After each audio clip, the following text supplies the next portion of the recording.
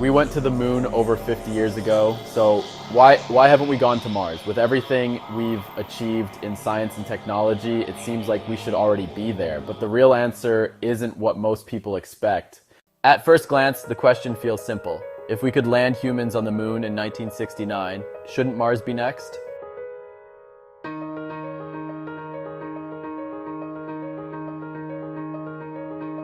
Many people imagine space exploration as a steady path forward, one milestone after another. Moon, then Mars, then beyond. But space doesn't work like a checklist. Understanding why we haven't gone to Mars isn't just about space, it reveals how science, risk, and human limits shape what we can actually achieve.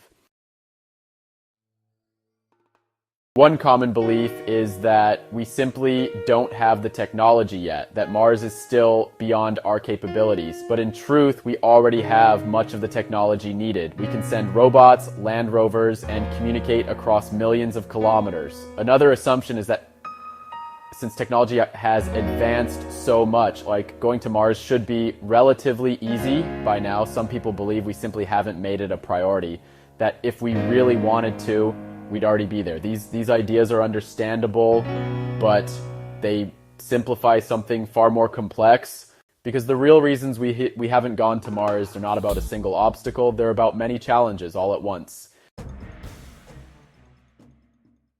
Mars is incredibly far away. At its closest, it's tens of millions of kilometers from Earth. At its farthest, much more. A trip to Mars takes months, not days. Astronauts would spend a long time in space before even arriving.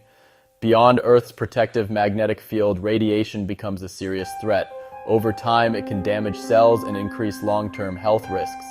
Keeping humans alive in space isn't simple. Every breath, every drop of water, every meal must be carried or carefully recycled. A Mars mission isn't just physical, it's psychological. Astronauts would be isolated far from Earth for years. Landing on Mars is extremely difficult. Its atmosphere is too thin to slow spacecraft easily, but thick enough to create intense heat. Once on the surface, survival becomes another challenge. Mars is cold, dry, and has almost no breathable atmosphere. Going to Mars is only half the journey. Returning safely to Earth adds another layer of complexity. A human mission to Mars would cost enormous amounts of money, not millions, but potentially hundreds of billions. And with that cost comes risk. Governments and organizations must decide what risks and investments are worth taking. So here's the key idea. Going to Mars is possible, but possible is not the same as practical. The moon is close, Mars is distant, unpredictable, and far less forgiving. It's not just a bigger mission, it's a completely different challenge. Every part of a Mars mission must work perfectly. There's no quick rescue, no easy second chance. That's why progress takes time, not because we can't go, but because we're making sure we can survive once we do. Mars isn't out of reach, it's just a challenge that demands patience, precision, and respect for reality.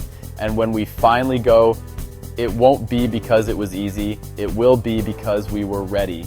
If you're curious about the future of exploration, subscribe to Dr. Malcolm and stay with me as we keep asking the questions that matter.